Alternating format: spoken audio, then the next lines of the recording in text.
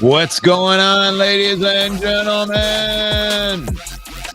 Let's talk some football. Putting the live YouTube into the chat. Welcome one, welcome all. NFC North, baby. Let's go.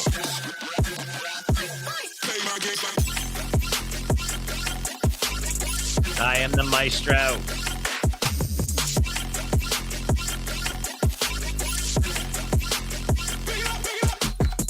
Yeah. That's right. Yeah.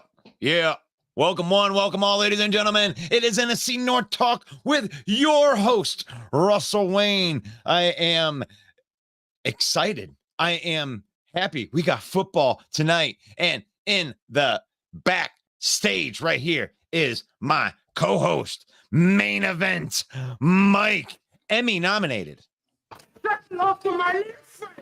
Emmy nominated main event, Mike. Welcome That's to correct. the program. That is correct. Welcome. So Hey, it's been 745 days since the Lions have lost to the Packers. God, man, it seems like such a long time ago. We're thinking about the past, man. We can't be thinking about the past right there. Right now, the right now, we are broadcasting live into Detroit Lions news, Detroit Lions villain squad, Mike the Bear fan, Bill the Packer fan, and our YouTube channel. And we appreciate everybody that subscribes and follows all of these little networks that we're part of right here, because we love talking football. And if you're watching this show, then you love talking football too. And here we are, Thursday, Mike, and you actually came up. I'm going to throw you over here on this side. You actually came up with the topic for today. So let's go. Oh, okay. Well, I didn't research the topic. I just mentioned it. I said, Oh. who would be the best rookie in the division this year? Or we could grade all four teams in the division. Let's do that. Their rookie class. Well, Lucas Van Ness. I need to dig up the stats. Maybe that'd be a good thing for tomorrow. Okay, well, we can do that, but for right now, we trying to think of who the best rookie is. You like to ask that question because you know we have the best rookie in the division. Like there's no doubt in my mind. Is there a better rookie than Brian Branch in the division right now? I mean, I'm sorry. I mean, case closed. All right. Thank you for end of watching discussion. Today's show. It's Brian. Who's the best rookie in the division, and why is it Brian Branch? Yeah, I mean, well, look at these rookies for Chicago: Tyreek Stevenson, Darnell Wright. I don't recall anything headline. I don't recall any eye-popping game that they've had. Nothing that stands out. Ivan Pace Jr. looks pretty good in Minnesota. He's an undrafted free agent, for goodness sake. You know what? That deserves to be mentioned right there, because actually I think that he is the second best rookie in the division. Now, Brian Branch has been a little more consistent, from game to game to game to game. Like Ivan Pace has had a couple of doozers, but he's played very well in some of the games too, actually at a very, very high level for Ivan Pace Jr. So, yeah. And in Green Bay, I think Jaden Reed's played really well. And Carl Brooks, the interior defensive lineman from Bowling Green that we targeted at the beginning of the year as a possible guy for the Lions, he's had more of an impact. And Jaden Reed, they've had more of an impact than Lucas Van Ness, their number one pick. Well, how about Dontavian Wicks? I mean, their 5th-round pick out of Virginia. I mean, this is a guy that kind of stepped in there in the spot when Christian Watson was injured the first couple of weeks. So, I mean, I think when you really look at what Brian Green Bay's GM, the way that he's drafted, it looks like he's done a pretty good job when you look at this whole draft class. When you're talking about contributors, because you're not really looking at guys to, take the league over right off the bat. I mean, the Brian Branches of the world don't, like, that's not common for it to be like that right off the bat. But Lucas Van Ness had a sack coming through. It seems like Luke Musgrave is a decent piece right there for them. And like you said, Jaden Reed, pretty good. Tucker Kraft, I mean, these are tight ends. So tight ends take a little longer to develop. It seems like he's more of a blocking style tight end as I'm going through these. Even defensive lineman Colby Wooden out of Auburn their 4th-round draft pick has been a contributor. And obviously they got Sean Clifford sitting in the back, and who knows, maybe by the midseason, they may be calling to get Sean Clifford out there because maybe he can be a little more accurate than Jordan Love has been. So, did Minnesota even have any draft picks? Yeah, I got these all pulled up, but here with the Green Bay, I do have to give Green Bay some credit with their draft class. It looks like they got some nice young talent on this team. So I'm not gonna crap on their draft too much. As much as I don't like the Green Bay Packers, I can't crap on the draft too much. I don't know. What do you think about that? What are your thoughts? No, absolutely. Absolutely. I mean, I think that the losing Brian Branch was huge for them. They should have been able to, and they still need a safety. They are still the most safety needy team in the league. And they didn't address that in free agency, and they didn't address it in the draft. So there they are, still sitting suspect to the deep ball. I have to put this out there too. John Dorn coming in. That's a really good take right there. Laporta, best rookie. That's fair. That's fair because the tight end is the hardest position, I think, besides quarterback to come into the league like, day one and do well. There hasn't been a long track record of guys that are doing the things that Sam Laporta is doing at the tight end position. As a matter of fact, there's no list. Sam Laporta is the list for some of the stuff that he's doing right now. He's the man. He's the maybe tracking as the best rookie tight end of all time right now. Yeah, but Russ, John Dorn doesn't want to admit Brian Branch is good. He's deflecting. He's deflecting. I got you, man. And we're getting to that right there. You are deflecting, John Dorn. You are deflecting the fact that you guys could have had Brian Branch, and you want to throw Jaden Reed at me. That's a nice rookie wide receiver. But Brian Branch is next level, buddy. Like this guy is playing so good. He may be able in a redraft be redrafted in the top 10 if they do a redraft on where the productions of players. This guy's going to be a top 10 pick when you come to the redraft. So you missed. You had a chance to take Brian Branch when you needed safety help, and you failed that right there. And that's what I think that you're trying to get at right there, aren't you?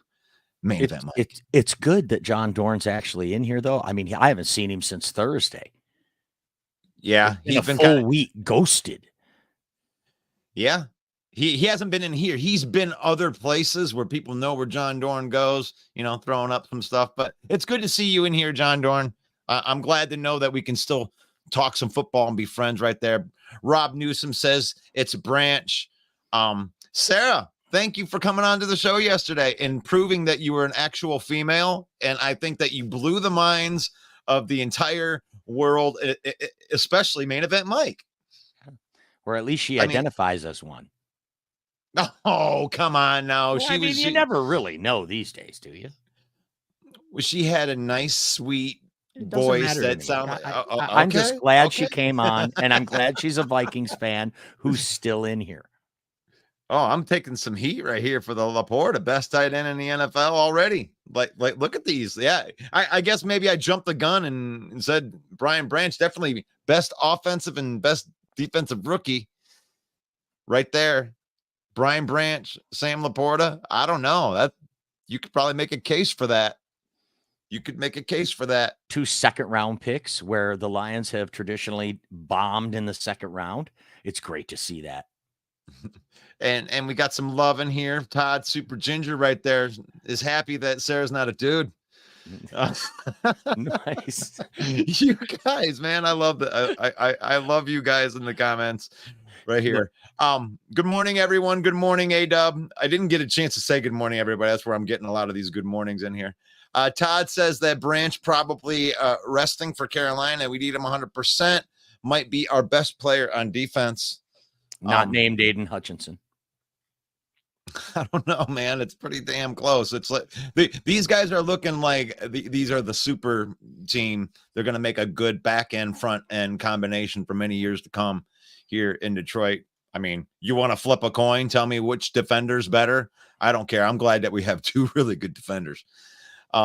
Detroit fan man, say peoples, A-Dub in the house. Good morning.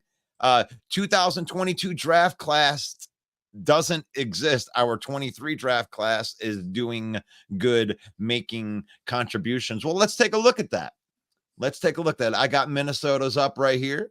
Minnesota drafting Jordan Addison in the first round. He looks like the real deal. He does. I mean, you can't have any complaints right there. And they didn't have a second round draft pick. You're welcome. We like our second round picks, thanks to you. But Mika Blackman, cornerback, USC. And when I was looking at his PFF stats, he's played in a handful of snaps, has been pretty good so far for a third round pick. So, I mean, with that, just those two picks right there, not even having a second round pick, to have two contributors in there, that's a step in the right direction right there. But let's see. Round 4 from Philadelphia, you got Jay Ward, hasn't really done much. Round 5, Jaquan Roy. Let's see what we got here. I don't know. Isn't it really Jacqueline? Jacqueline? Am I saying it wrong? Jacqueline? Like Jacqueline Onassis? Jacqueline. Yeah, I'm not saying. Jake. I think it's Jaqueline. Jaqueline? Maybe. Is it? If it was a girl, it'd be Jacqueline. He's a defensive tackle, LSU. LSU, yeah. Yep. They got Jaron Hall from BYU, and I don't even think Dwayne McBride made your team. I don't know if I would call your draft good. You did get a couple good players in there. You didn't have a second round pick. So I guess to get a couple starters, you can't expect your GM to be hitting in the 4th, 5th, 6th, 7th round. I mean, it's nice when you can get some late round contributions, but you really just need to hit on your top picks. And it looks like you got a couple good players right there. So Sarah, what grade would you give Minnesota's draft class 4 games into the season, or any Minnesota Viking fan out there for that matter? Personally, Russ, I'm going to give Minnesota a C. I'm going to give the Lions an A. And based on what's happened so far, I'm going to give the Green Bay draft class a B so far. If Lucas Van Ness becomes a beast moving forward, then maybe they can move into an A at the halfway point. Yeah, and when I'm looking at the Chicago Bears, it's hard not to just kind of like crap on. I mean, Darnell Wright has been underwhelming at best. Griffin Dexter's been out there. Tyreek Stevenson's been out there. He had a pretty good game in 1 out of the 4 games. And then Roshan Johnson, I mean, we don't know on a lot of these guys right here, but I mean, from what they've started the season out at, it doesn't look good. There's nobody that's really standing out from the Chicago Bears draft class yet. So it's like, right.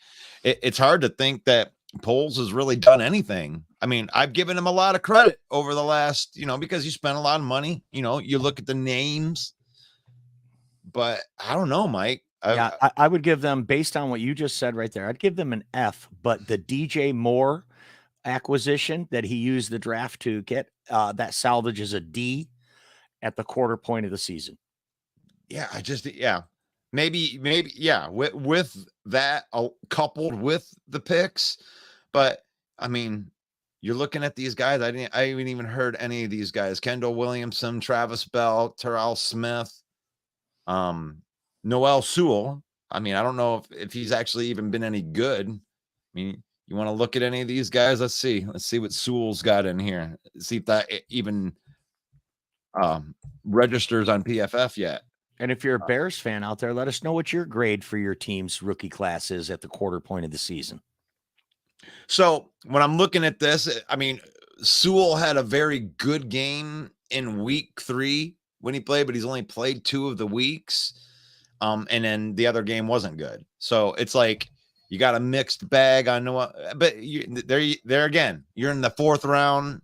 You can't expect your GM to be hitting on every pick. Not every GM can be Brad Holmes to where you hit on every single pick. I mean, isn't there some stat right now since Brad Holmes has been here? There's only one player that isn't on the team in some way, shape, or form.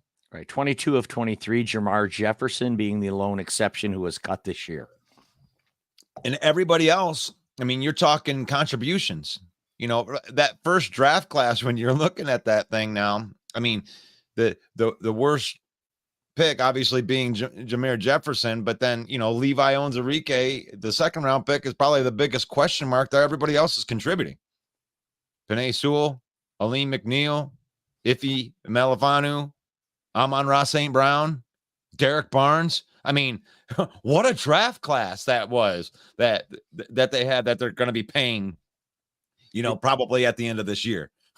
It's really hard to gauge Chicago too. I mean, you look at Roschon Johnson, he's averaging over 4 yards per carry, but they're behind in every game after the first quarter almost. So they don't run the ball very much. In fact, I mean, like you look at Khalil Herbert, he averages 4.8 yards per carry, but they're behind. So they start throwing the ball. DJ Moore's having a good year.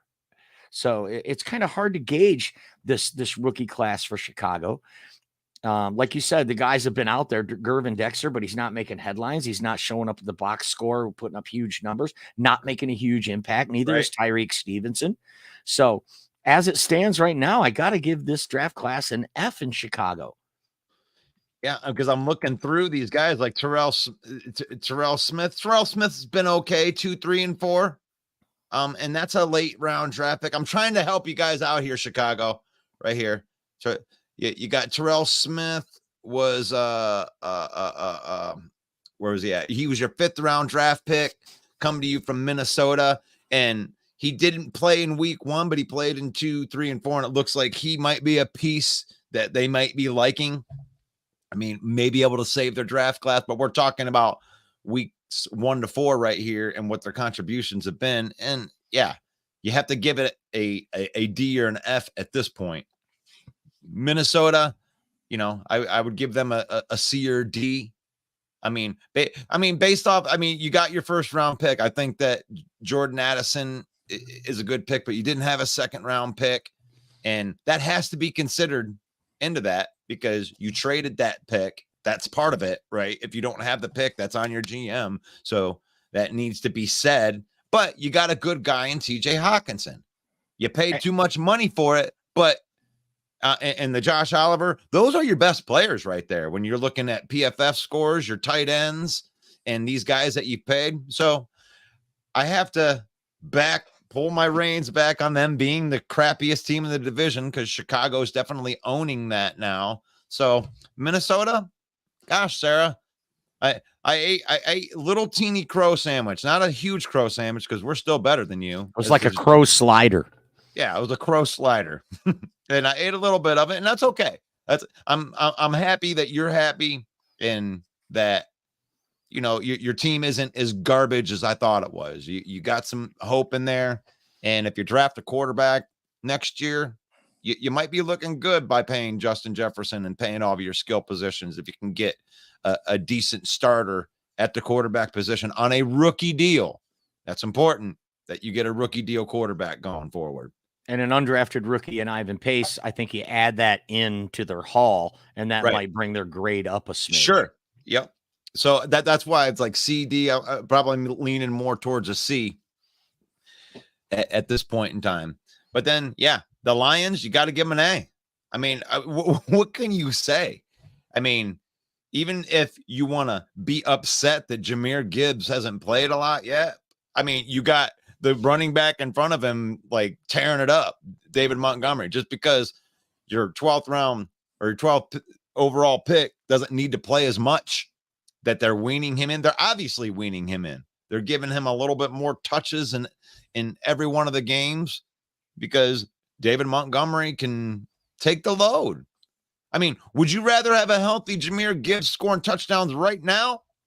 Or would you rather them use the horse in David Montgomery and have Jahmyr Gibbs all of a sudden pop off week 13, week 14, and then start from right there going into the playoffs? What would you rather have? Would you rather them save those wheels right there, make sure that they have a lot of nice tread on the tire by the time they're ready to go out there and get into the race? It's a long season, guys. We got 2 good running backs. Feels good right there. Jahmyr Gibbs' average yard per rush is above the league average, Yep. and his average yards from scrimmage is above the league average. So no knock on Jahmyr. He's a rook. I mean, Bijan Robinson is a 3-down back. He's the bell cow back in Atlanta. That's the only reason he's outproducing Jahmyr Gibbs the way he is. Right. And at that rate right there, Bijan Robinson should be out of the league in 3 or 4 years because they're going to kill him. And the thing is like, you got to use your running back smart. If you got guys that can split carries, especially with an extra game being played every year, I mean, these guys got to be able to make it through the season. I mean, why do you think that these badass teams that make it into the playoffs and all of a sudden they get punked out? It's usually because of some depth issue and they were really, really good at a certain point in time and they won some games and they got into the playoffs and then they didn't have any dudes left. You know, they got injured. They got injured in a crucial spot. And the deep teams are usually the ones that make the runs. The ones that have the rosters that can withstand some injuries. So that's good right there. And the Green Bay Packers, going back to them, switching it up a little bit here. The Green Bay Packers, they're the youngest team in the league. You look at Christian Watson, Romeo Doubs, Wicks, Jaden Reed, 2 tight ends. That's all their offensive weapons right there. And they're all less than 2 years in the league. Yep. So the jury's really still out on the Green Bay Packers to really see. I mean, but right here at the quarter point, I'm going to give them a C. Right. And that's cool. That's cool. I'll give the Green Bay Packers a B. Just because they got contributing guys and they're 2-2 as well. I mean, they got an even record with a team that's $40 million behind the cap of the rest of the league because of Aaron Rodgers. So, I mean, I don't know if I hate the Packers, but it's like, if I'm being realistic about it, they've been drafting decent and right now they're a defensive coordinator away from being maybe a decent team. Bill the Packer fan put it out in NFC North the Huddle. He posed a question: who would you recommend the Green Bay Packers replace Joe Barry with? And I've said Matt Patricia. Yeah. You like that? Oh man, we're gonna welcome to the program one of my good friends right here from And We Know Sports. It is Grove GTT the fourth. How are you doing, my friend? Dude, anytime I can do this and make people smile, boy, what? I'm so happy to be here, fellas. What's up, Mike? What's that, Russ? Good morning, Grove. Good morning, fellas. You like that? Yeah. Yes, Kirk Cousins is in the house along with us right here. We're feeling good. We're talking about this NFC North. We were talking about the rookies, man. Looking at these rookies up week 4 now. We're done in the books. Who do you think the top rookies are from every team? And just to catch you up to speed a little bit. Woo! I got Addison on a couple of my fantasy teams, and he seems to be the truth. But they really concentrating on getting all of the balls to Jefferson, it seems like. Right. So, Laporta is the sweetest tight end that we have drafted since I was a little cat. Charlie Sanders, dude. Charlie Sanders was a beast, and we have not fulfilled that role since. We've had a lot of cats trying, but Laporta, Branch, I'm blown away by them. I think they are the rookies of the whole North right now, if not the whole NFL. And it's real encouraging too, GT, because those are second-round picks by the Lions. Yeah. And traditionally, the Detroit Lions have bombed in the second round, so it's really good to see those two showing out. These Green Bay Packers really intrigue me, though. I mean, you've got 2 rookie tight ends. You got Lucas Van Ness. They got Carl Brooks, a defensive tackle, and they got Jaden Reed in the slot. Yeah. And all these cats are so young. They're the youngest team in the league. What have you seen from these Green Bay rookies? Anything stand out to you? Don't forget Dontavian Wicks, too. I did. Yep. I threw that in there. They're not scared. I'm loving seeing – because, when we were coming up, you had to wait a year. It was just really easing, cats, and they really had to earn their position. But I truly believe because of social media and how our world is getting closer through technology, these cats are coming in ready, you know, and they look good. They was flying all over the place the second half, Yeah. you know. So, God, yeah, I was very impressed. That's such a great point, how players coming out of college today are so much more prepared for the NFL game than they were back in the day, with the strength and conditioning programs, with the technical layouts of the offenses and the defenses. They're more prepared for the pro game when they come in. I think we're seeing that now. And Green Bay's kind of throwing all their chips in with these young guys right now. They didn't make any moves in free agency, and they're sitting at 2-2, like Russ said. So I think that's a real testament to how these rookies are ready to play when they come in. That's a good call out. So Chicago Bears, we haven't really seen anything from their rookies yet. I mean, Roshan Johnson has a good yards per carry average. I mean, Darnell Wright has hardly played, but they did get DJ Moore in the draft. Anything about these Bears rookies that stand out to you? Not really, you know, because even you mentioned DJ Moore, you know, that was, you know, through a trade from Carolina.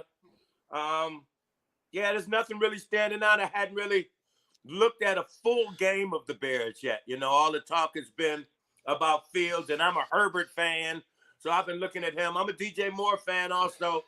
I'm a fan of the traditional Chicago Bears defense, and I haven't really seen that yet. No, you can't see that. Their defense is ranked 29th overall in the league. So that tells you right there that and the Lions defense was ranked 32nd in the league last year. And now they're up near the top. They're in the top 5, actually top 10. They have the number 1 rush defense in the league. So we see these rookies making an impact on our team, but not so much in Chicago. I think you do have to count DJ Moore as part of their draft haul, because moving back, they obviously could have got a more impact player in the earlier part of the round on defense, but right now they're in tough shape. They got a good game tonight against Washington Commanders. What is it you call the Commanders? The Commodores, baby. The Commodores, that's like right. Sunday morning. That's right. It's like the Commodores after Lionel Richie left. That's right. Well, I kind of liked him when he was there, you know, but yeah, they brick housed it, you know, after he left, you know, so. John Dorn's asking a question here, so I'm going to pass it over to you, Grove. Do you think that the Bears will fire Matt Eberflus, the coach, if they lose tonight against Washington? I don't. I think it's a little early. You know, I mean, come on. You know, these brothers deserve a chance to install their system, to show how they can develop players and things like that. But cats like McDaniel is messing it up for other coaches. You know, you know, Peterson, what he did at Philadelphia, he's messing it up. It's a lot of players and coaches that are kind of messing it up for the rookie positions. You know, like Herbert messed it up for all the rookie quarterbacks. He messed it up. You know, right? You know, it's like, oh, you want me to start? Oh, okay.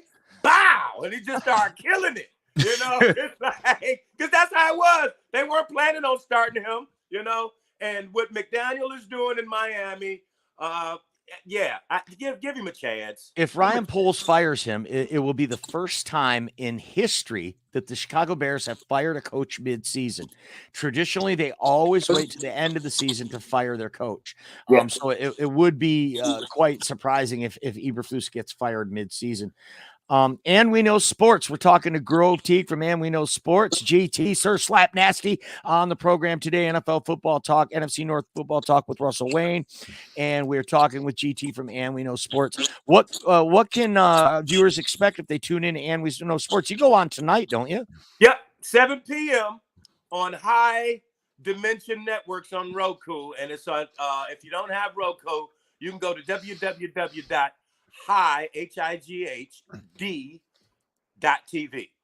And 7 p.m. Eastern Standard Time. I'm probably gonna go off, Mike. Yeah. I'm a little perturbed and very frustrated, really ticked off at the utilities. They kicked me and my wife out of the crib Saturday at 1:00. They had a little formality, little routine, little change or something that they were supposed to do at 8 a.m. When I got downstairs about 11 a.m., I smelled gas. And it turned out they had covered up 60 pounds of gas that was being released in the air with dirt. Holy so we called cow. them back. Our whole neighborhood was endangered. We were out of the house for 3 days. And they Holy were cow. rude. They were not honest with us, giving us the information. They weren't contacting us. It was real bad. We just got in our house Tuesday. Oh man, that sounds Yeah, terrible. it was really bad. What? It was really bad. So I'm going off a little bit. I am unveiling a new sweatshirt, a new hoodie, a new That's what I was and we know sports hoodie. That's where I was going. Give us a sneak peek. What's going on And We Know Sports tonight? What are we going to see tonight? Well, by us being a Thursday show, we had to wait a whole week to talk about our Lions picking the Packers apart. Yeah. We're gonna talk a little bit about the USC Colorado game, how Colorado came back on them just a little bit. Fontaine's a golf fan, so he's gonna talk a little bit about the Ryder Cup, And then we got our Aux and Hawks where we do it, the awkward people and the heroes. And then we have our off segment, our football franchises. Fontaine and I picked 2 teams from each conference to just watch. And then also we're learning about them. We're learning about their players, their coaches, and things like that. So we'll be discussing that as well. Man, sounds great. I can't wait. That's on high-d.tv. You can go and see And We Know Sports if you don't have Roku, or it's on Roku TV, And We Know Sports. We're here with GT talking about, and we're going to talk about this game tonight, Chicago Bears versus the Washington Commanders. The Washington Commanders at home are 6-point favorites. What do you think about that line, and what do you like on the pick there? I like the line. I think it should be a little higher, or at least the results are going to end up being a little higher. I'm a Bieniemy fan. They had a hiccup against Buffalo. I think Buffalo is turning out. Their defense, I believe, is a lot better than a lot of people thought. And but I like what Bieniemy is doing with the offense out there. I'm a Sam Howell fan. I'm a fan of all of their weapons, and they got a real nice defense. It looks like Chase has chilled out a little bit. He was getting penalties left and right. So, but yeah. So you like Washington -6, or you like the Bears +6? I like Washington -6. Washington -6. The over/under is 44.5. Now, before you give me your prediction on the over/under, I will let you know that these 2 teams played last year. Washington won the game 12-7.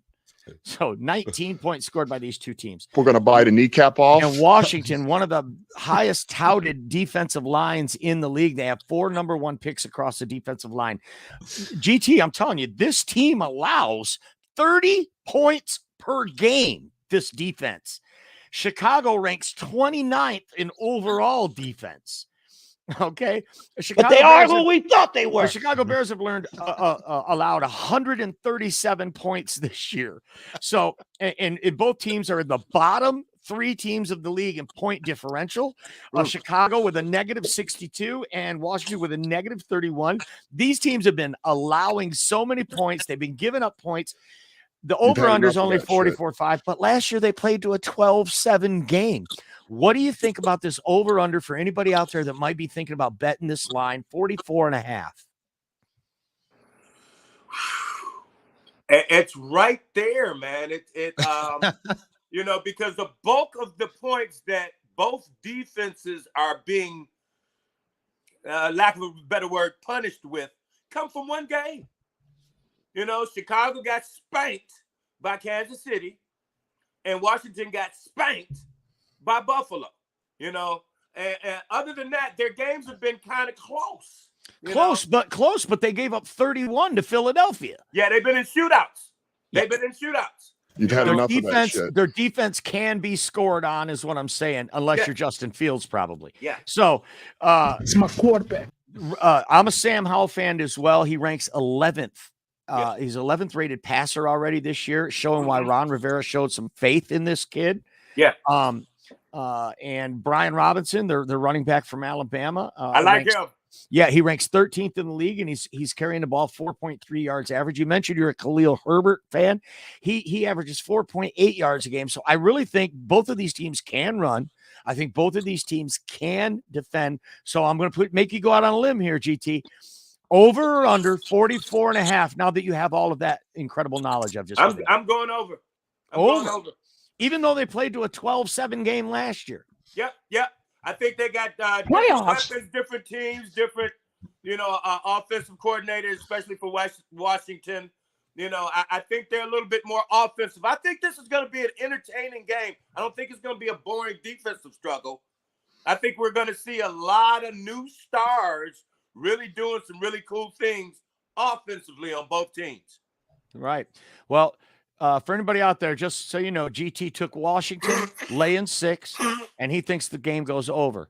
I personally am not aligned with Grove. I think I'll take Chicago in the 6 and the 6 points, and I'll tell you why. Justin Fields is coming off his absolute best game as a professional. He set a franchise record for most consecutive passes. He's starting to get locked in, I think. His coach is on the hot seat. There's a lot of rumblings that he could lose his job if they lose tonight. There's a lot of pressure on the Bears. The Bears are 0-4. They are hungry. They want a win. I think I'm going to take Chicago in the 6. And by virtue of both these teams being able to run the ball and their 12-7 score last year, I'm taking the under. So there's some information for you folks. Go with it. Whatever you think. What do you think about this Bears Commanders game tonight? Put it in the comments. Let us know, and we will either agree or ridicule you, because that's what we do here. Yeah.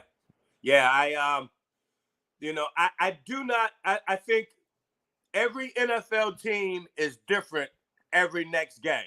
Mm-hmm. However, as football fans, we look at who you playing against. Who are you playing against? And Chicago had a really good game, and Fields had a really good game against a Denver team that, they don't have no defense. Terrible. And so I can see how a Justin Fields, I don't know if he gained more confidence or he did it on a Rudy Poop dog on defense, And so we will see tonight, because Washington's defense is better than Denver's. Yeah. But and I think Washington's defense may actually be better than their ranking. I like Forbes too. Emmanuel Forbes, he's just going to continue to grow as well. We're also going to take a look at the Detroit-Carolina game, because this is Prediction Thursday. So, Russell Wayne, before we move on to that, what do you like in this Chicago-Washington -6? I think Chicago's a dumpster fire. I think that their team has turned. I think their team has turned on the coach. I believe that Washington is a hungry team with a nice young quarterback that stands in the pocket and throws the ball, takes the heat. I think he's going to have a breakout game against this trash Chicago's defense, and I predict the double-digit win. So I'll go ahead and say they're going to cover that and more. So you'll lay the 6, absolutely, and think that it's actually going to be a double-digit win. I'd lay 10. What about the over/under at 44.5? Gosh, that is a really, really good number, as GT was alluding to right there. And I think it's going to be because of what Chicago isn't going to do in this game. I think that defense for the Commanders steps up. So I don't know if the Commanders are going to go off like 44 like there. So that's, dude, oh God, that's right there. I got to take the under on it. When he first asked me, Russ, my score in my mind was Washington 34, Chicago 10. And then he's going to say 44, and I'm like, it's right there. Yeah, it is. Well, I'll take the under on it. Well, Curtis Samuel dealing with an injury, Jahan Dotson dealing with an injury. They're going to be game time decisions. They're relying on Terry McLaurin a whole lot in that offense. Brian Robinson, their young back, is running the rock really well. So I really don't think they're going to open up this offense too much to score too many points. That's why I'm going with the under. All right, let's talk about the game that really matters. The Detroit Lions at home against the Carolina Panthers. Detroit Lions now favored by 10. This line started at 9 at the beginning of the week. And I don't know if it's a result of so many people betting on the Lions that the line has gone up, or it's because of the news of all of the injured Lions that are coming back. Kirby Joseph is a huge piece. Haloti Vaitai is coming back. Jamison Williams returning to the team. These factors could also have caused the line to go up, but it is 10 points. So we'll kick it over to you first, GT. Detroit Lions on a roll, 3-1 against the 0-4 Carolina Panthers. They have the worst rated quarterback in the league at rookie Bryce Young. Who do you like? Carolina plus 10. The Lions plus 14. Okay. Yeah, Okay. I think what we have here is a game in which the Lions will be reminded of how they gave away their other retribution game, which was Seattle, and they are not going to miss a beat. They are going to be focused against this team because they ran up the doggone yards on them last year. They got different backs. They still got Chuba, but it's the young trying quarterback right now, but he is very, very talented. I know it was just preseason, but he was picking our doggone defense in preseason apart, so he can throw. But the Lions are going to be too focused, man. They're too good, and our rushing defense is way sweeter. I agree with all of that. Lions tops in the league at allowing the rush at 61. They only give up 61 yards a game. I didn't see that coming. I love it, though. And Carolina averages 75 rushing yards, which is in the bottom of the league as well. The offense for Carolina ranks 22nd against the run and 23rd against the pass. So they really don't have anything going on offense. They do have the number 6 rated defense against the pass. So, I mean, there could be tough sledding throwing the ball against it. They do have some players on defense on Carolina. But I agree with you, GT. I think the Lions are a train coming through, and Carolina's just on the tracks. They're getting in the way. 10 points seems safe to me. I think the Lions come out, smoke them. Could be 24-0 at halftime. I look for the Lions to win this one big. Russ, what do you think? Oh, my gosh, man. This is one of those things. You know how I feel about points in the NFL. And when you get into this, like the funny thing, we are all in agreement right here. The Detroit Lions are going to win this game. Okay. But 10 points. That's a lot of points in this league. This in this league, when you're talking about the worst team in the league against the best team in the league, even if it was that dynamic, 10 points is a lot of points to give up. I mean, I could see the Lions being up 9 points and then being in their red zone and Dan Campbell doing the noble thing and kneeling down, right, and choking the life out of them, dragging them out into the deep waters, and then winning by 9, knowing they could have won by 16. That type of mentality. Sure. So I'm going to take the Lions to win the game, but they're not going to cover that 10 points. That's a great call, Russ. We talked about it earlier in the week that this could be a trap game for the Lions, right? And they truck sticked us last year. And a lot of Lions players I know are looking at this as a revenge game. And 10 points is a lot. I wouldn't bet any money on it, but I'm going to go ahead and stick with the Lions pick plus 10. What do you got, Grove? Speaking of that, Mike, last week against the Packers, I did an alternate spread bet and I won. I gave the Packers 9.5.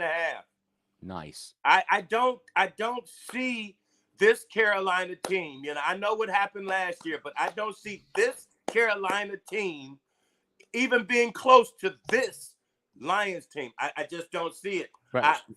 Years past, I've been right with Russ, and as far as the trap situation, it does look like that, things like that.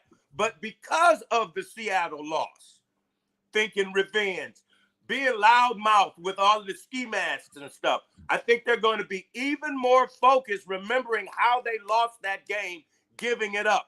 And Goff is the prince of play action. For sure.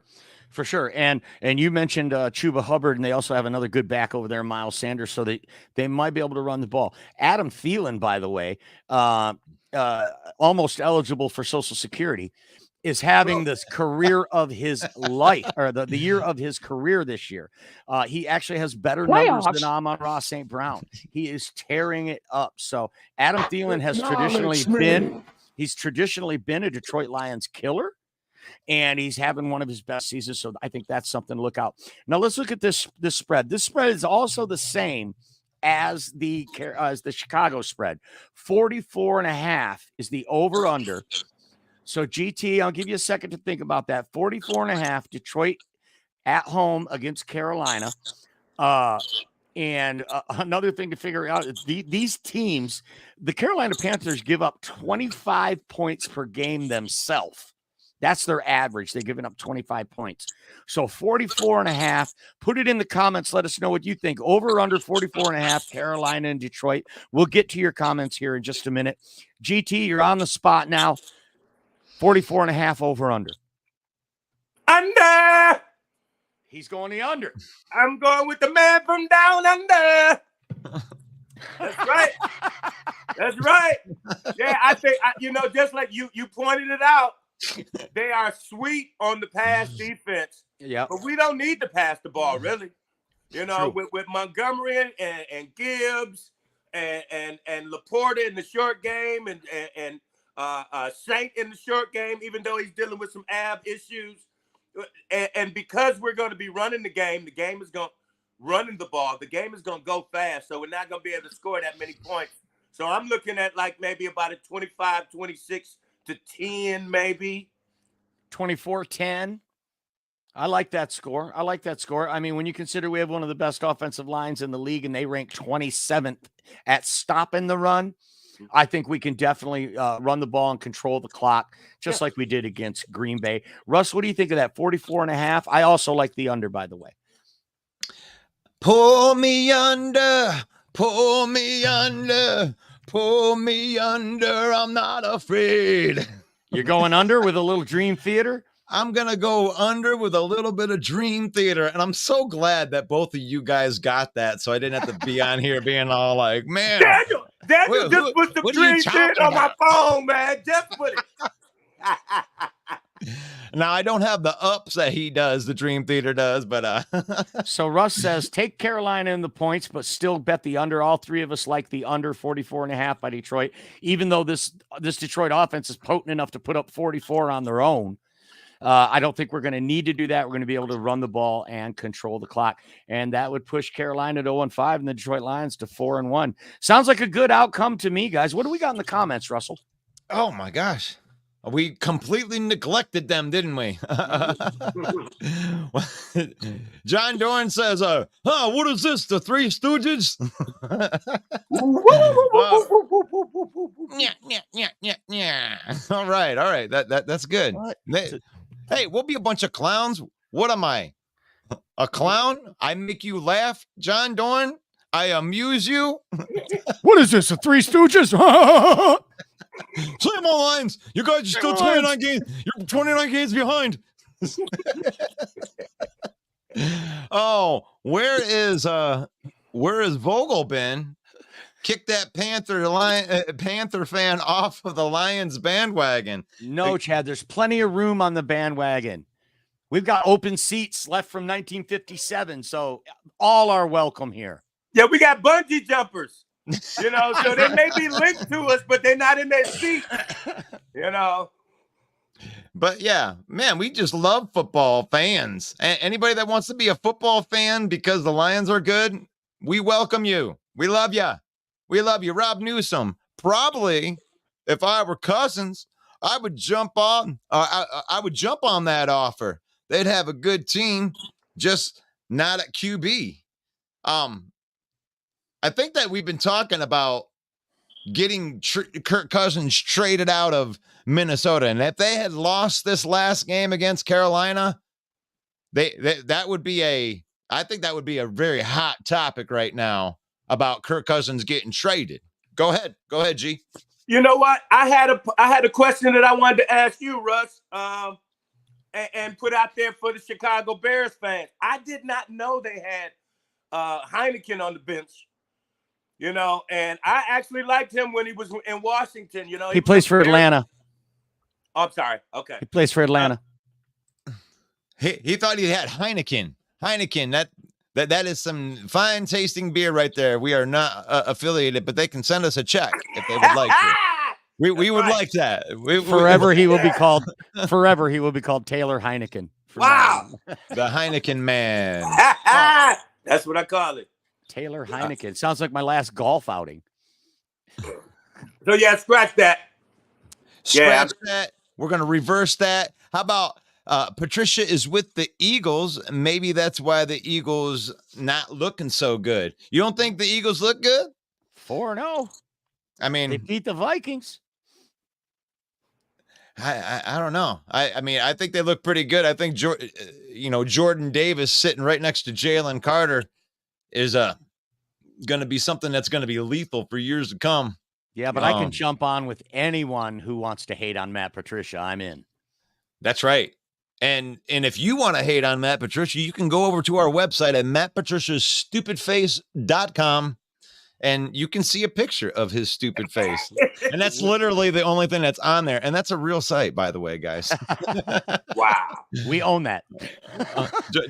Did I go by that twice, or did you type that stupid comment in there twice, John Dorn? Oh my gosh. What is it? The Three Stooges? Oh, you didn't hear me the first time? What is this? The Three Stooges? Well, Russ, you're the bald one. That makes you curly. You never know. You never know. Oh my gosh. I oughta. Oh my gosh. I don't know if there's any good thoughts in here. Do you have any thoughts about the Detroit Lions rookies? We gave those thoughts a little bit earlier, Aiden, but I mean, I would be more than happy to talk about them again. We haven't seen a lot of Jack Campbell yet. I mean, I think that he's kind of getting acclimated. I think it's more about what the other linebackers are doing, not what he's not doing, though. Don't you think, Russ?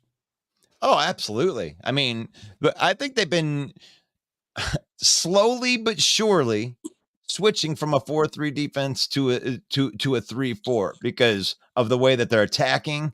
And I've even seen the way that they have some of their positions listed, on the site. They actually have a separate position. It's almost like they're running a 4-3, but they still have a jack linebacker that can drop back into coverage. And I think that Jack Campbell, they want to use him as, one of those outside attacking type of linebackers, and Derek Barnes as well, and James Houston, Julian Okwara, these type of players that are kind of like these hybrid in between guys. So, I think Jack Campbell is being trained into doing something a little bit different than he did in college. Go ahead, G. I think he's too green. He's too Hulk green. They need him to be a little bit more Bruce Banner. I think that brother's emotion and his everything is just so all over the place. He's such a monster that they need him to be a little bit more organic, a little cerebral, bit more, because when he gets in, he makes plays, and I think it was you, Russ, that told me how he is in the locker room and how he is at practice and things like that, so I think they're trying to contain that Hulk strength, that Hulk anger, and make him a little bit more of a doctor, and once that happens, he is going to be lethal. And one rookie we haven't seen on the field so far, and thanks for the comment, Aiden, by the way, is Broderick Martin. Yes. Third-round defensive tackle. We have not seen him take the field yet this year. And again, I think it's more about what the guys in front of him are doing. Thank you. We're seeing Aleem McNeil breaking out. We're seeing John Kaminsky just have an amazing season so far. Even with injuries to Josh Paschal and Julian Okwara, Broderick Martin's still sitting on the bench. So we have seen Colby Sorsdahl in a pinch. Yeah. I think it was in the first game. So all the rookies have made it onto the field except Broderick Martin so far. But I think it's only a matter of time. And as long as he pulls his weight in practice, Dan Campbell's already shown he's not afraid to put a guy out there who's a rookie. And I wanted to add one more thing to the Jack Campbell thing. And I really believe that this has more to do with the fact that Derek Barnes is having a breakout season in his third year. And Alex Anzalone, regardless of what you thought of how he was playing in a year, they respect him as the captain of that middle of that defense. And they really only have two linebackers that are starting because Brian Branch is that slot corner is actually a starting position on this team at this point. So when I was talking about this experimentation, that's experimentation. I think that they're doing with these attacking linebackers. But I do believe that this is Jack Campbell's position, that he is eventually going to be the leader of that position. But I think it has more to do with the fact that the guys that are in front of him are solid, man, and he can be good and he can be acclimated at a slow level, just like Jahmyr Gibbs. The kid's got all the talent in the world, but he doesn't have to be out there in the limelight right out off the bat, because Brad Holmes has put depth onto this team, and that's a good thing. And to your point, Russ, every Tuesday on this very program, we talk about PFF grades from the week before. And 2 weeks in a row now, Alex Anzalone has made the conversation with his PFF grade. And Derek Barnes, inarguably having the best season of his career. And Derek Barnes showing out. Yeah, and I think that's keeping Jack Campbell on the bench a bit, and he's learning. And what you said about Anzalone, he wears the green dot. You can see him on every defensive play out there, getting people in position, getting everything lined up, and this defense is playing great as a result of it. Right. I think he also having his best year as a Lion. And Dan Campbell believes in seniority. I mean, that it means something. I mean, you heard Calvin Shepard last year being like, look, you're going to make me put a rookie out there as a starter? Come on, man. Somebody needs to step up. So I know that if you are a rookie and you're on this team contributing, I know that it means something. That means that Brian Branch is really, really good at football if he is starting on this team, because that it means something for that to have that seniority. I've been in this defense for 3 years. I've been, at all of the training camps and everything like that. Means something. These undrafted free agents that are coming in and grinding, that are on the practice squad, that means something to this team. Yeah, it's trust. And that's a word that Dan Campbell uses a lot, is trust. We trust him. Look, man, we trust him. Okay. And that's why, by what you just said there, Russ. And another thing you said, Russ, was interesting about Brian Branch playing the slot corner. Slot corner, traditionally called the nickel, right? Called the nickel because it's your fifth DB that's on the field. And the Lions, I think we're seeing going to a 4-2-5. You said maybe a 3-4. I see us playing a 4-2-5 right now with those two linebackers, Anzalone and Barnes, man in the middle, Brian Branch playing the nickel corner in the slot.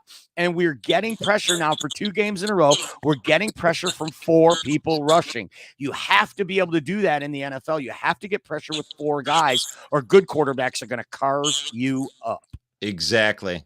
And, and this thing that I'm talking about with Jack Campbell and Derek Barnes being the pass rush, this isn't something that's happening like, a big portion of the game. This is like 1 or 2 shots that they're taking with their linebackers as attacking the quarterback in those blitzes. And I like it, man. I like having an attacking defense that isn't afraid to just, make quarterbacks uncomfortable. I mean, I want you getting rid of the ball right now. We got grabby defensive backs, and when I mean grabby, I mean like grabbing interceptions.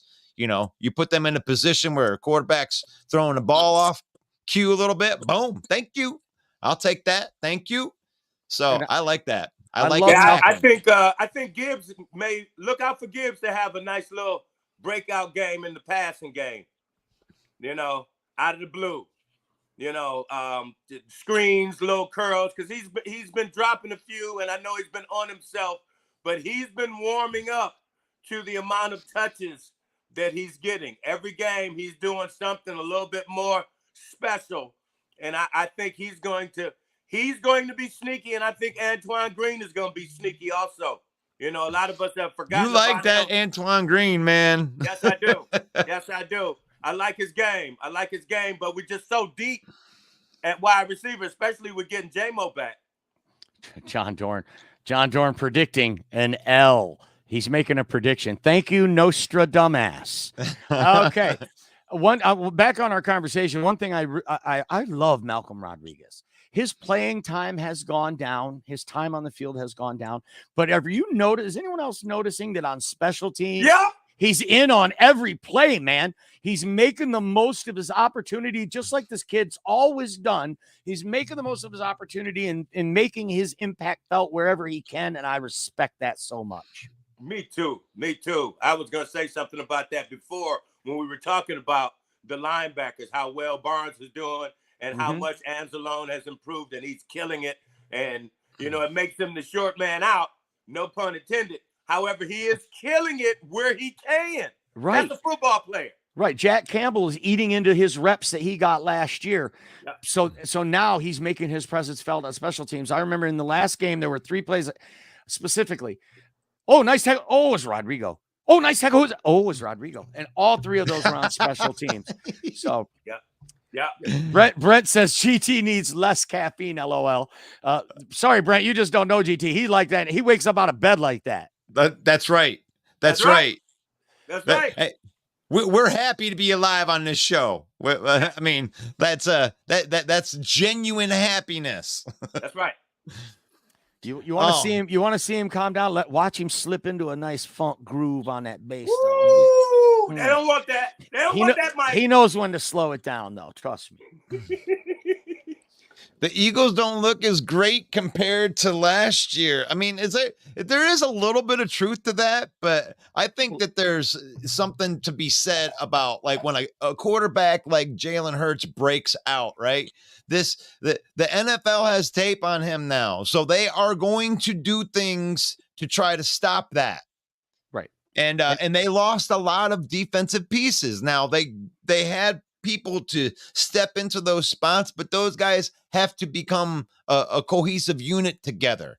So they're not going to come right out the gate and be the team that they were that went to the Super Bowl, because they're not the same team that went to the Super Bowl. They got different running backs. They got different defensive linemen, different linebackers. And so and name me a team that loses an offensive coordinator and a defensive coordinator. It comes back the next year and is better. I mean, or there's some drop off and there's a learning curve there. I mean, that's huge. I don't think that can be understated. When you lose your OC and your DC and you come back and you come out of the gate 4-0, single dad, I got to say the Eagles are doing just fine. I think so too. I actually feel like there's something going on as far as the trust that they have in Swift over Gainwell, man. They really giving him the rock, and Swift is killing it. He's averaging like 7-8 yards a carry just about, and they sit him down a lot. Now, I had posed this to Fontaine on our show, and we know sports, because he has Swift on his Flim Flam fantasy football team, and I didn't know if maybe, and this is also a benefit for the Eagles, maybe they've got him on a mental play count because of his history of injuries with the Lions, and maybe they're not giving it, but they're still winning games with this process, so I think that's a huge plus for the Eagles. In my personal opinion, which is probably stupid, I don't think DeAndre Swift makes it to week 10 with the workload they're giving him. There's your over-under. Over-under week 10, does DeAndre Swift make it as a starter without being injured? There's nothing. When Swift was here, he was really good. But the problem was availability with him. It was never about talent. So, I mean, maybe if he's available for them the entire season, then that's going to be a great trade for them. And we got something from it too, but we moved on. I mean, we actually have better production from our running backs this year than Jamal Williams and Swift were last year. So it's like, we've moved on. We're good. We're better because of it. And maybe they're better because of it. Yeah, I believe Swift is going to definitely make it, man, because he's surrounded by weapons. He's got a quarterback that's a weapon with his arm and his feet. He's got receivers that are at the top tier of the NFL. He's got a tight end that's in the top 5. He's got a line that's like probably number 1 in the NFL, so Swift is going to be all right, especially with them having Gainwell, and they got Penny over there just chilling, and Boston Scott, so they like to utilize that revolving running backs room like that. I just, as a Swift fan, and I hope the best for him. That's one of the things I like about the Lions franchise. We feel like good people. You know, I think we intentionally sent him home. I think so. I think you're right. If you remember Hard Knocks last year, Deuce Staley flat out questioning the kid's desire. Yeah. And he's telling the coaches, if you guys remember this, he's telling me, look, when it comes to ability, this guy could be one of the greats, but we can't make him want it. Yeah. You got to want it. And I think for that reason alone, Dan Campbell, this is not a Dan Campbell guy. He's not cut from the same kind of cloth as Dan Campbell. Right. And he could rush for 200 yards a game. Dan's going to say, it's not my guy. I don't want this guy on my team. I want a guy that's going to show up and want it and be hungry every single time. Yeah. And we'll work with that. Yeah. Yeah. And then to your point, in the post game after the Packers game, David Montgomery was in love with the Lions organization. I hope to retire here, and he has got that Dan Campbell vibe, Yeah. They knew that Montgomery was that guy. Everybody knew that he was that guy. Yep. Even when he was in Chicago, you'd see him on the sideline when the Bears are losing. He's all pissed off. The guy wants to win. Yeah. You can't make people want to be there. And everyone says that Dan Campbell's such a great motivator. I don't think Dan Campbell's a great motivator. I think he's a great leader. And I think that Brad Holmes has provided him with a whole locker room full of motivated people. And Dan Campbell is a good leader of motivated people. But he doesn't want to motivate you. That's not what his thing is. Like, dude, if you ain't motivated and you're in the NFL right now, I can't do anything for you. But if you're already motivated, we're ready to go get this championship. We're ready to work for it. So if you're ready to work, this is the type of locker room that you want to come into, because they know it's going to be hard. It's going to be hard. Yeah. It's going to be hard to be in that locker room. You know what I'm saying? Like that leadership, you're going in there, and this leads me into this when Jack Campbell changes roles to be a starter. And the thing is like, it's not needed, Aiden.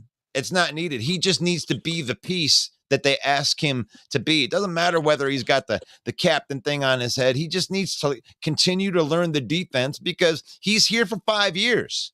So it isn't just about this year. It's about getting him ready to figure out the things that he has to do, and they're going to teach him the way that things are done. And right now, Anzalone and Derek Barnes have been there the entire time. They know how everything is done. So Jack Campbell, he may not start till next year, but who cares? Because when he comes in off the bench, it's going to be sweet. Dan has these statements, he may not be the motivator, but he makes some motivational doggone statements, man. When he was asked, how does it feel to be the hunted? I love that. Versus the hunter. And he was like, they won't have to look far. We gonna be on their front porch. I mean, if I'm a player in that locker room, you don't have to say nothing else to me. Nothing. Dude. That's a great take, Chief. He just says the right things to me that, normal and corny America may think he's, all off base and he's just a walking soundbite. He sure is. Sarah says, like she said yesterday, she thinks the Lions look better than the Eagles right now. What do you think of that, G? Do the Lions look better than the Eagles right now? I think if the Lions played the Eagles right now, it would depend on where the game is. If they came back to Ford Field, I think we win that game. Yeah, I do too. You like that?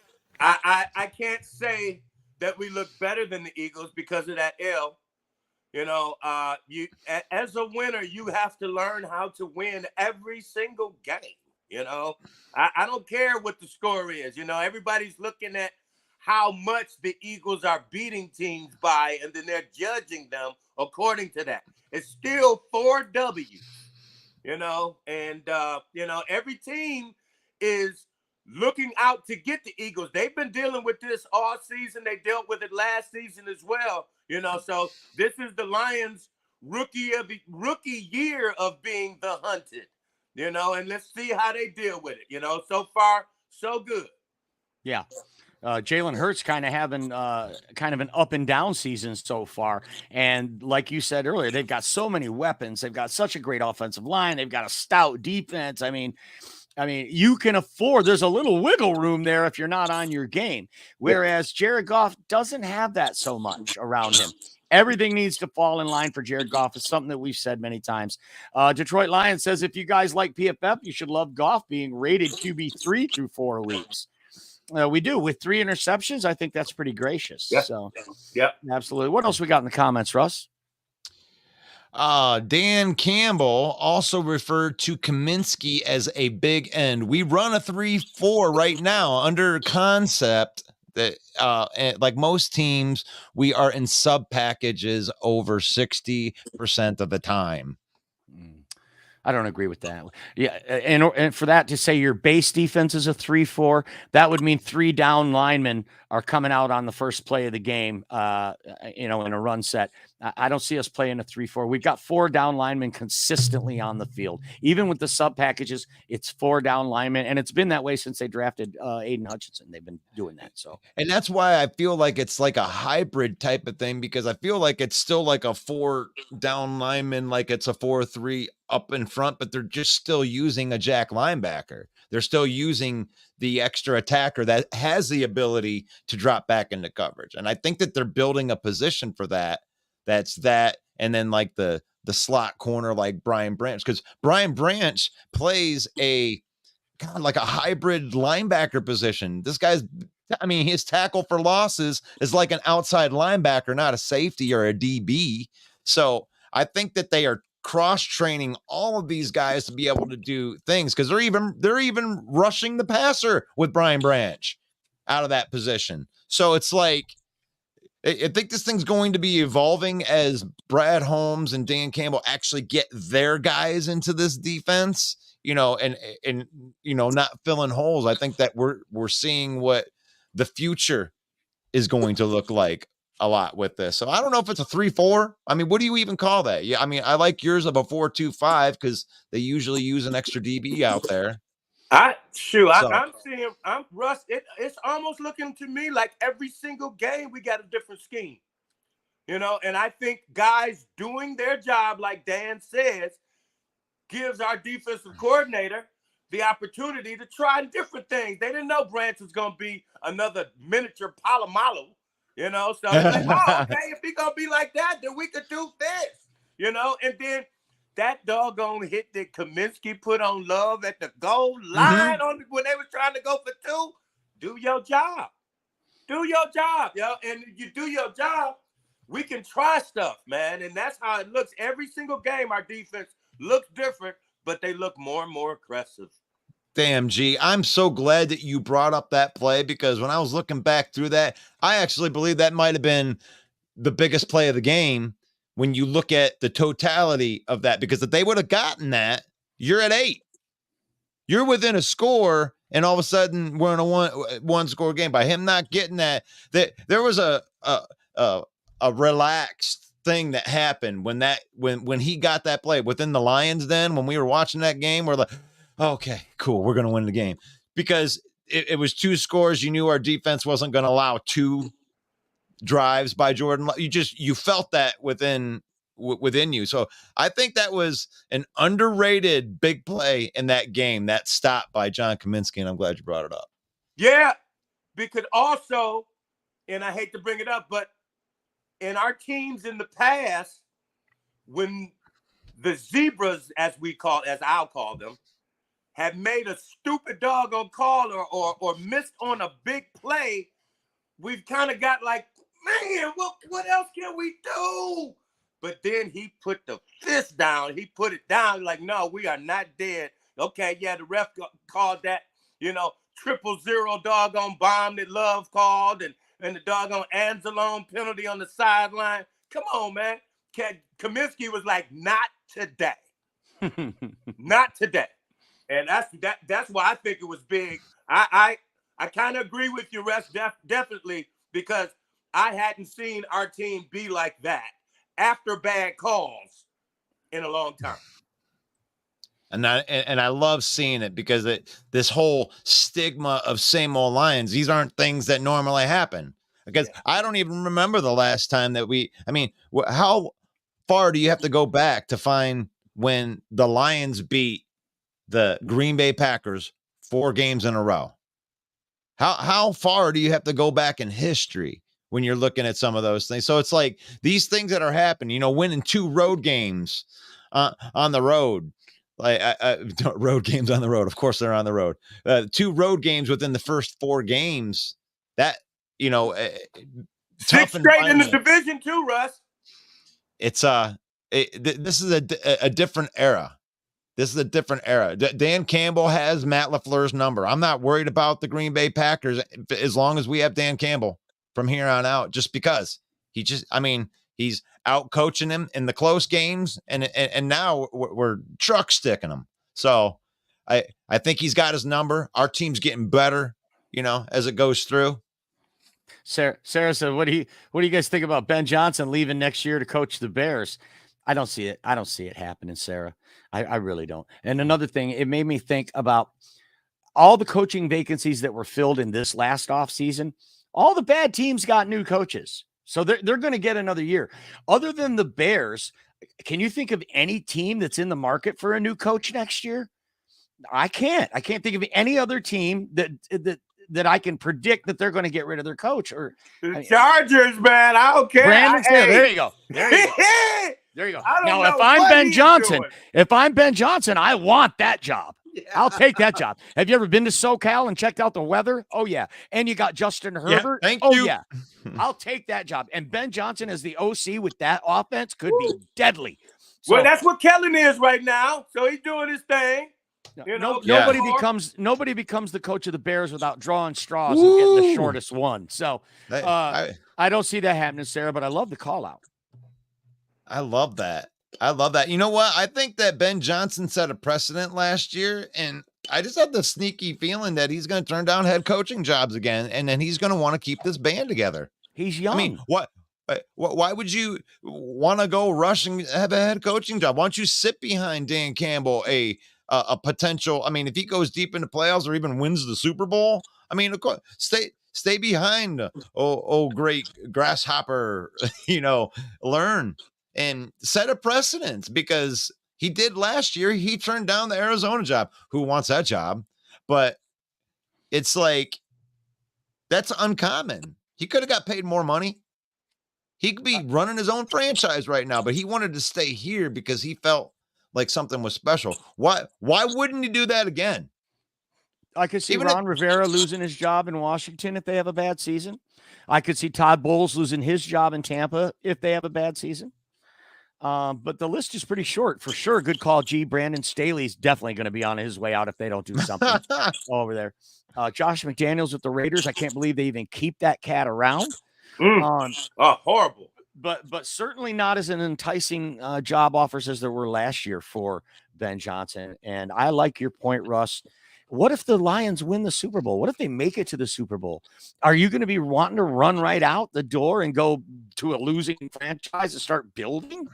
Ben Johnson's a very young guy. If he gets just 2 or 3 more years of success, he'll drive his value up and let the right job come to him. Let's say Mike McCarthy only wins 10 games in Dallas, and that ain't good enough for Cowboy fans, and they'll fire his ass like they did Jason Garrett. That would be a great situation for Ben Johnson to get thrown into next year or the year after that. Not this year. I love that point, Russ. That's a great call out. Hey, I got to jump off, Russ. Can I plug the show? Absolutely. Actually, it's time for us to set this up anyway. You always pick the perfect time, Mike. It's amazing how you do that. Emmy over my shoulder, that Emmy nomination over my shoulder. That's how I got that. So amazing how you do that. It's amazing. It's innate. Don't forget to join us every Monday night at 7 p.m. Eastern time. It is the NFC North Open Mic, hosted by yours truly, and we talk trash and smack, and we run Bears and Vikings and Packers and Lions through the mud. So join us. And don't forget, if you're watching this broadcast right now, like whatever video you're watching, whether that be on YouTube or on Facebook, please like it. We're here every day at 11 a.m. with Football Talk with Russell Wayne with special guests, and every Monday night on the main event, NFC North Open Mic Night. God bless you. Thank you so much, Main Event Mike, our fearless host of our NFC North open mic on the Mondays. Hasn't been very much smack talking going on because I think that the Lions are in a secure spot right now as long as they keep on winning games, these games that they should be winning and stuff like that. But go ahead and plug the show one more time before I let everybody go here. G, it's been great having you on, man. Yeah, man. Nice having a talk with you. Yeah, tonight at 7 o'clock, and we know sports on Roku on High Dimension Networks. Look up High Dimension Networks. And if you don't have Roku, www.higd.tv. 7 o'clock Eastern Standard Time. And then we put it on YouTube the next day. And after the 7 o'clock showing, it comes back at midnight. And before I leave, Russ, congratulations, my brother. I'm so happy for you, man. You finally got a sweet Ohio State quarterback in C.J. Stroud, killing it. Every time he kills it, I think about you, my brother. It's my quarterback. Oh gosh, I gotta love that, man. I mean, I don't even know how to even go anything better than that. What am I even supposed to say other than this is NFC North Talk with your host Russell Wayne. This is an everyday thing, 11 a.m. Eastern time. I love talking sports. This is how this whole thing got started a couple years ago when I actually got to be on the first season of And We Know Sports. It is such a beautiful thing to watch my brothers and my sisters grow in the things that they're doing, and that you're still being a musician. I'm still being a musician. We're out here grinding. We're not associated with the Detroit Lions, or we ain't got big paydays coming in from some big corporation. We do this because we love this. We do this because we are passionate about the Detroit Lions. And we want to be the ones to say that we were here when the Lions had a rise to relevancy. And that is what's going to happen. And God bless each and every one of you that are out there. And may the Lord keep you. May the Lord bless you. May the Lord shine his face upon you until we meet again tomorrow morning, 11 a.m. God bless you. One Pride.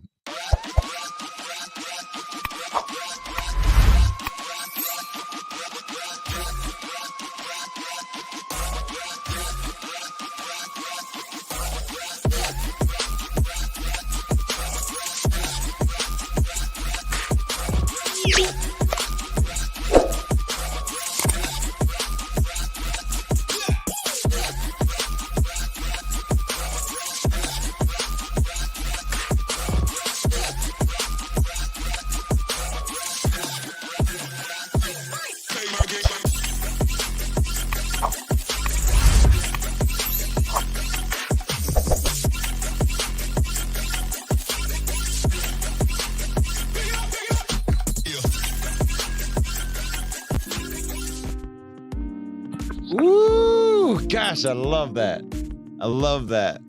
This is like the after call right here. This is like last call right here. Thank you, everybody, for watching.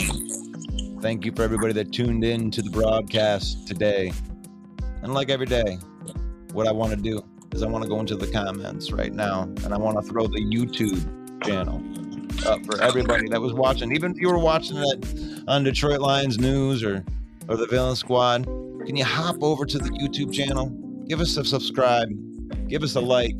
It helps make the engine run. That's what we do. We talking the football. Yeah. GT's still in the back. We doing this thing. Such a good feeling.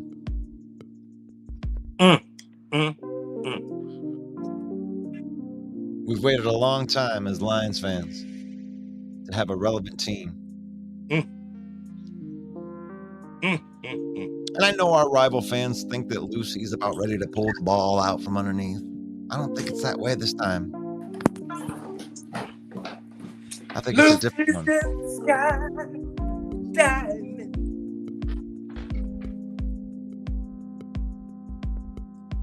Please make sure that you join us every day, 11 a.m. Football Talk with Russ Wayne. We got And We Know Sports coming in on Thursdays. Life is good. You got NFC North open mic on Mondays. Your team wins. Come in, talk some trash. We don't mind. We don't mind.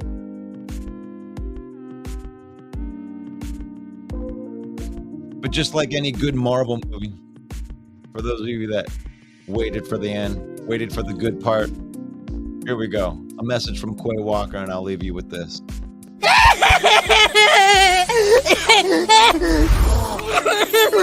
It's not fair. They were so happy. It's not gonna be okay. What's going on, Russell Wayne and the Main Event 365 Network? This is Jason Kabinda from the Detroit Lions. Here to give y'all a shout out, man. We appreciate all the support, man. Know you guys are big fans. Know that you guys are rooting for us to take the North this year, and we're going to do just that, man. Appreciate you guys so much. Just want to give y'all a shout out. Y'all have a great day.